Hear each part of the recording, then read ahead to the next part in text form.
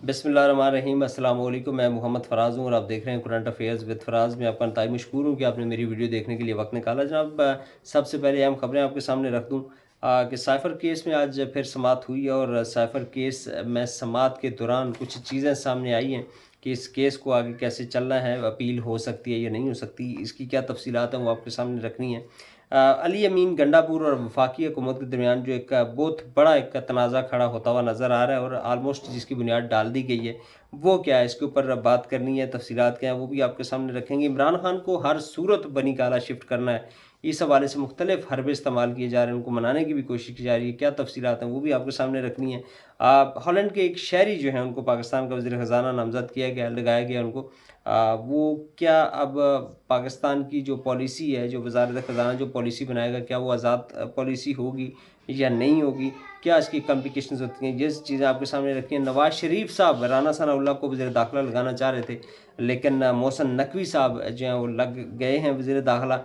क्या तफ़सीलात हैं, क्यों ऐसा हुआ है? पीपी की रजिस्ट्रेशन मनसूख करवाने के लिए सुप्रीम कोर्ट ऑफ पाकिस्तान में दरख्वास्त जमा करवाई गई है। ये क्यों करवाई गई है? इसका क्या जो है वो नुकसान हो सकता है या फ़ायदा हो सकता है? ये भी तफ़सीलात आपके सामने रखनी है। पब्लिक अकाउंट कमेटी का ओहदा बड़ा अहम है और पब्लिक अकाउंट कमेटी का जो चेयरमैन होगा वो किसे होना चाहिए और क्यों होना चाहिए, किसका नफ़ा और नुकसान क्या है। जनाब, आगे बढ़ने से पहले, इससे पहले कि हम तफसीलात में जाएँ, आपसे एक गुजारिश करना चाहूँगा कि अगर आपको वीडियो पसंद आए तो उसको लाजमी लाइक कीजिएगा, चैनल को सब्सक्राइब कीजिएगा और वीडियो को लाइक और शेयर करना मत भूलिएगा। और एक और छोटी सी गुजारिश है कि आपने वीडियो को एंड तक लाजमी देखना है। जो चीज़ें आपके सामने रखूँगा इंशाअल्लाह अज़ीज़ आपके नॉलेज में इजाफ़ा होगा। जनाब, बढ़ते हैं खबरों की तफसील की जानिब कि साइफ़र केस के हवाले से आज फिर समाअत हुई और उसमें एक बड़ा नया मोड़ आ गया और मोड़ बड़ा अजीब है। और बात ये है कि जो चूँकि यहाँ पे चीज़ों को आपने ज़्यादा से ज़्यादा कॉम्प्लिकेटेड बनाना है, ये एक पॉलिसी आप इसको कह लें, या इमरान खान को आपने टाइट करना है, जो सीधी सिंपल बात है, टाइट करना है और उसको बाहर नहीं आने देना। चूँकि बाहर अगर आ गया तो सारी चोरी चुकारियाँ डकैतियाँ सारी की सारी जो उनके ऊपर वो पूछ-गछ करेगा अवाम की ताकत से। इस हवाले से जनाब, जो साइफ़र केस है उसमें अपील की थी पाकिस्तान तहरीक इंसाफ ने और प्रोसिक्यूटर जो हैं एफआईए के, उन्होंने इसकी मुखालफत की है और उन्होंने कहा जी कि अपील का हक बनता नहीं है, चूँकि इस पे जो ऑफिशियल सीक्रेट एक्ट है इसके अंदर अपील का हक दिया ही नहीं गया।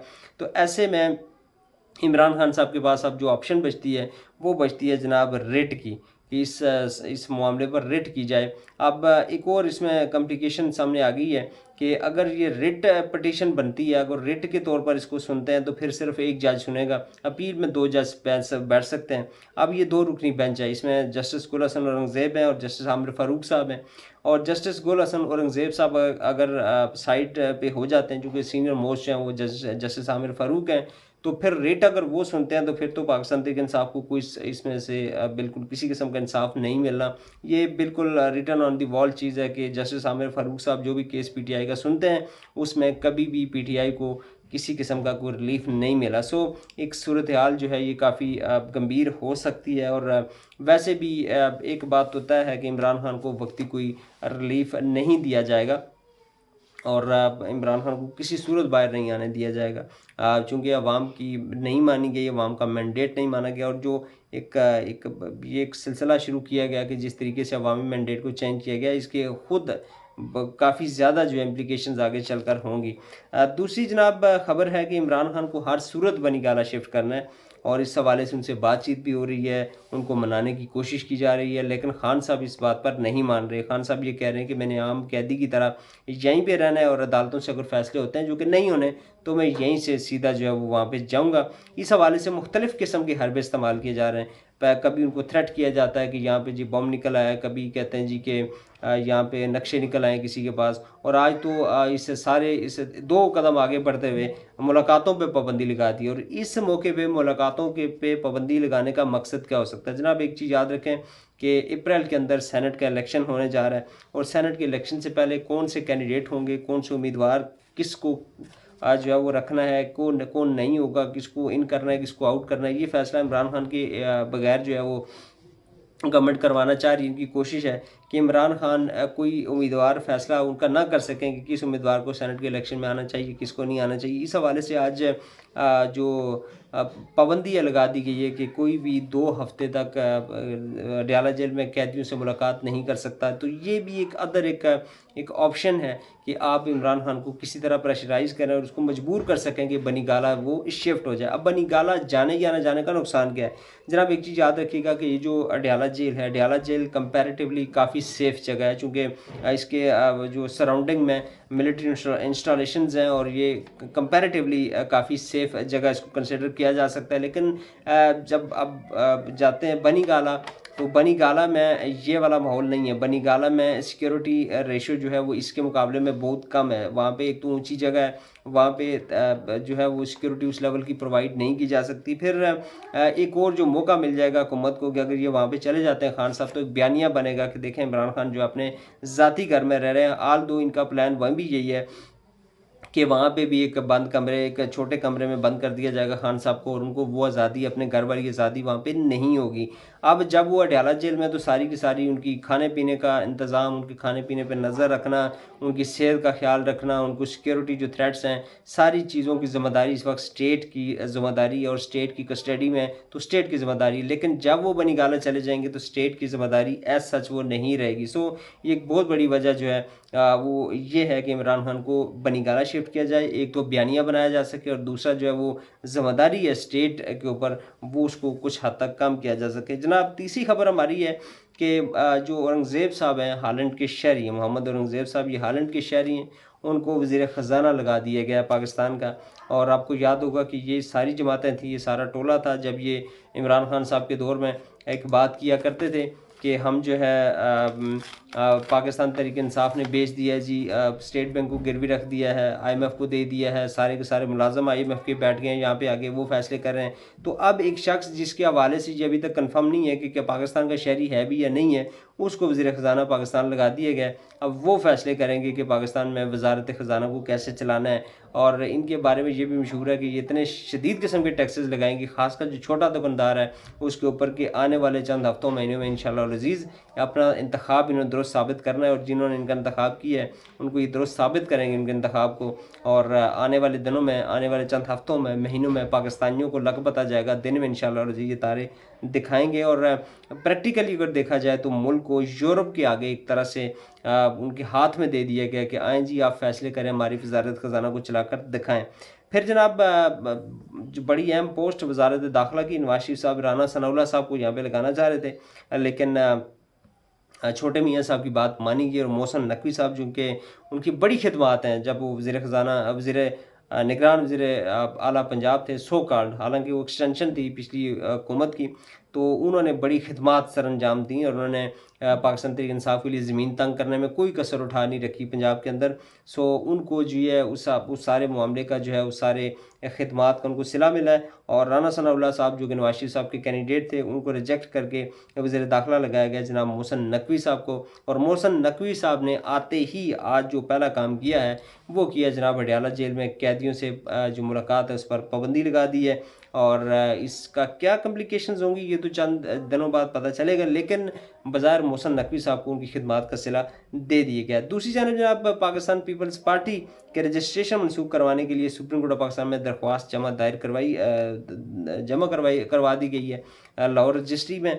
और सुप्रीम कोर्ट के ऊपर जो पीपल पार्टी है इसके ऊपर एक तलवार लटका दी गई है कि अगर आप हैंकी फैंकी करने की कोशिश करेंगे, आप इधर उधर होंगे, तो फिर डायरेक्टली जो सदर आसिफ अली जरदारी साहब की जो पोजीशन है, उनकी जो सदारत है वो जो है ऑन स्टेक आ सकती है, और वो सदारत से फारिग हो सकते हैं। सो ये मामला भी जो है वो आगे चलता हुआ आपको नज़र आएगा, और आई थिंक इस पर कोई फ़ैसला तो फिल वक्त नहीं हो सकेगा, लेकिन एक एटलीस्ट एक तलवार जो है वो लटका दी गई है।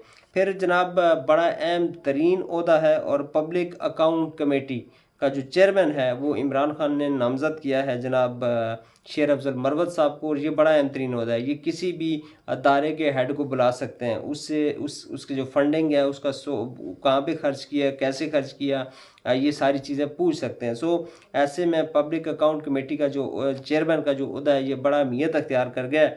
और वैसे तो अब जो एक ट्रेंड सेट है वो तो ये है कि जो अपोजिशन लीडर होता है वो पब्लिक अकाउंट कमेटी का चेयरमैन होता है। लेकिन यहाँ पे इमरान खान साहब ने, और ये आईनी तौर पर कोई इसमें बाउंडिंग नहीं है कि वो अपोजिशन लीडर ही होगा। सो इसी चीज़ को मद्देनज़र रखते हुए खान साहब ने शेर अफजल मरवत साहब को जो है वो इस ओहदे के लिए नामज़द किया। और शेर अफजल मरवत साहब अगर पब्लिक अकाउंट कमेटी के चेयरमैन बनते हैं तो बड़े सूटेबल कैंडिडेट होंगे। 16-17 साल का उनका तजर्बा है इन सारी चीज़ों को हैंडल करने का। सो उसको मुतनाज़ा बनाने की कोशिश की जाएगी कि सब जानते हैं कि शेर अफजल मरवत अगर इस ओहदे पर आ जाते हैं तो किस किस को बुला सकते हैं और वो किस तरीके से सारी चीज़ों को हैंडल कर सकते हैं। सो उनको भी मुतनाज़ा बनाने की कोशिश की जाएगी। आखिर में जनाब बढ़ते हैं, अली अमीन गंडापुर वफाकी हुकूमत के दरमियान ठन गई है। अली अमीन गंडापुर साहब जो कि ज़ाहिर वज़ीर आला KPK हैं और इलेक्टेड वज़ीर आला हैं और अवाम के मैंडेट से वो वज़ीर आला बने हैं, तो उन्होंने अपने सूबे के जो उनके सूबे का जो हक है, जो फंडिंग उनके जो फंड्स हैं जो पेंडिंग हैं, और NFC अवार्ड का जो हिस्सा है, एक बड़ा हिस्सा बनता है, वो लेने के लिए उन्होंने जो है वो बात की है वफाक से। फिर उन्होंने चीफ सेक्रेटरी को तब्दील करने की बात की। उन्होंने कहा, एक नाम दिया उन्होंने कि चीफ सेक्रेटरी साहब को जो है वो ये वाला चीफ सेक्रेटरी लगाएं। उसको वफाकी हुकूमत ने रिजेक्ट कर दिया है और वफाकी हुकूमत ने उन्होंने कहा जी कि आप 3-3 नाम भेजें, IGs के लिए भी, IG KP के लिए भी और चीफ सेक्रेटरी के लिए भी 3-3 नाम भेजें पैनल बनाकर, तो उसमें से हम फिर एक चूज़ करेंगे। सो ये एक ऐसा एक स्टार्ट है कि जो आगे चलकर आपको इसमें काफ़ी ज़्यादा कॉम्प्लिकेशंस नज़र आएंगी। उसकी वजह यह है कि अली अमीन गंडापुर साहब ने ये फ़ैसला किया कि हमारे बिजली के जो वाजबात हैं 1500 अरब रुपए ऑलमोस्ट इस वक्त ज़िम्मे हैं वफाकी हुकूमत के। KPK का जो हिस्सा है वो भी लेने हैं इनसे और उसमें मैं कोई कंप्रोमाइज़ नहीं करूँगा। फिर जनाब NFC अवार्ड का जो तकरीबन 14.5 अरब मिलता है पाकिस्तान को, KPK को, उसमें अब चूँकि हमारे साथ बाकी जो कबायली इलाके हैं वो भी मिल गए हैं, वो इंज़माम हो गया उनका KPK के अंदर, तो उसका तकरीबन 5% ज़्यादा जो 14.9% बनता था, जो NFC अवार्ड है उसमें 5% मज़ीद उसमें इजाफे का मुतालबा वो कर रहे हैं। उन्होंने कहा जी ये 5% मज़ीद उनका बनता है। तो ये ऐसी चीज़ें हैं, ये ऐसे इशूज़ हैं जिनके ऊपर आगे चलकर KPK और वफाक के दरमियान बड़ी जंग हो सकती है और वफाक लाजमी ये जंग करना चाहेगा, क्योंकि अगर नहीं करेगा तो ये फिर KPK वाले अपना हक लेंगे और वो लेना जानते हैं। जनाब आखिर में एक छोटी सी गुजारिश आपसे करना चाहूँगा कि इमरान खान के हवाले से जो भी आप सोचें, और ख़ासकर PTI के लोग, इमरान खान साहब बाहर आ जाएंगे या जो आसानी से आ जाएंगे, तो आई डोंट थिंक कि ऐसा होने जा रहा है। और जब तक कि अवाम नहीं चाहेगी खान साहब को बाहर नहीं आने दिया जाएगा। और ख़ान साहब के लिए मेरा मैसेज यही होगा कि खुदारा अपनी जान की भी फ़िक्र करें, अपने बच्चों की तो चलें, आपके बच्चों का इतना इशू नहीं है, लेकिन अपनी जान की फ़िक्र करें और इस कौम के लिए अपने आप को बर्बाद ना करें।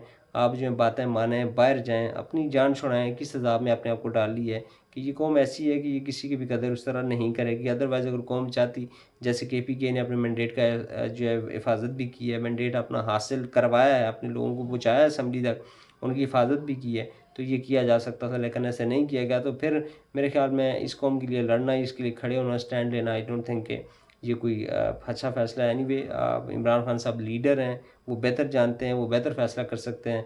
अब हमारी इतनी सोच नहीं है, लेकिन जो अपनी एक नाक़िस राय के मुताबिक खान साहब जो अपने साथ जुल्म कर रहे हैं। होपफुली आपको वीडियो पसंद आई होगी जनाब। वीडियो अगर पसंद आई तो लाइक और शेयर कीजिएगा और कमेंट सेक्शन में अपनी राय से ज़रूर आगाह कीजिएगा। और अगर आप मुझे फेसबुक पेज पर मुलाज़ा करें तो मेरे पेज को फॉलो करना मत भूलिएगा। अल्लाह ताला हम सबका हामी और नासिर। अस्सलामु अलैकुम व रहमतुल्लाह।